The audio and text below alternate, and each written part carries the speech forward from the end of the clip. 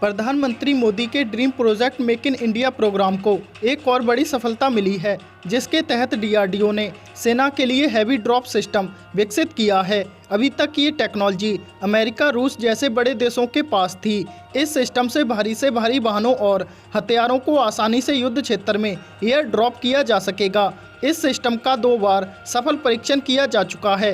Report के मुताबिक DRDO ने गुरुवार को अपने P7 हैवी ड्रॉप सिस्टम का प्रदर्शन किया। इसकी मदद से 7 मीट्रिक टन भारी मशीनरी और उपकरण युद्ध क्षेत्र में पहुंचाए जा सकते हैं। 15 जुलाई को डीआरडीओ, भारतीय सेना, वायु सेना, air distribution research and development establishment यानी ADRDE के विशेषज्ञों की टीम ने IL-76 विमान की मदद से आगरा के मालपुरा ड्रॉपिंग जोन में इस प्रणाली का 2 बार सफल परीक्षण किया। इसमें 2 P7 हैवी ड्रॉप सिस्टम को 280 किलोमीटर प्रति घंटे की रफ्तार से चल रहे विमान IL-76 से 600 मीटर की ऊंचाई से नीचे छोड़ा गया। ADRDE के मुताबिक इस प्रणाली में 5 बड़े पैराशूट शामिल होते हैं, जो बड़ी मशीनरी और उपकरणों को जमीन पर लाने का काम करते हैं।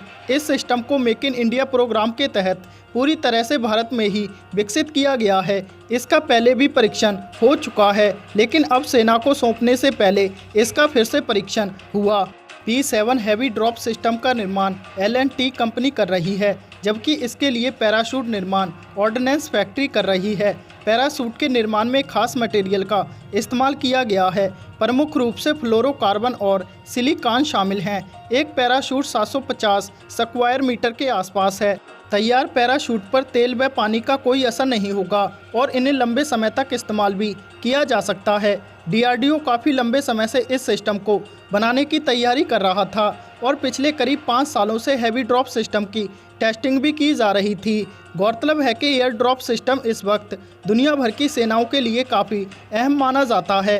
दरअसल युद्ध या युद्ध अभ्यास के दौरान कई बार सेना को बीच में ही सैन्य आपूर्ति की ज़रूरत पड़ती है। ऐसे में सैन्य सामग्रियों को सड़क के रास्ते पहुंचाने के बजाय आमतौर पर हवाई मार्ग के जरिए एयरलिफ्ट किया जाता है और युद्ध की लोकेशन पर बिना विमान उतारे ही पैराशूट के जरिए ड्रॉप कर दिया जाता है। इसके जरिए सेना अहम हथियारों के साथ युद्ध में जरूरी मानी जाने वाली चीज़ें भी टकराव के दौरान ही हासिल कर सकती है। मौजूदा समय में एयर ड्रॉप सिस्टम के जरिए वजन को गिराने की एक सीमा है। हालांकि डीआरडीओ के P7 सिस्टम के जरिए ये सीमा 7 टन तक हो जाएगी।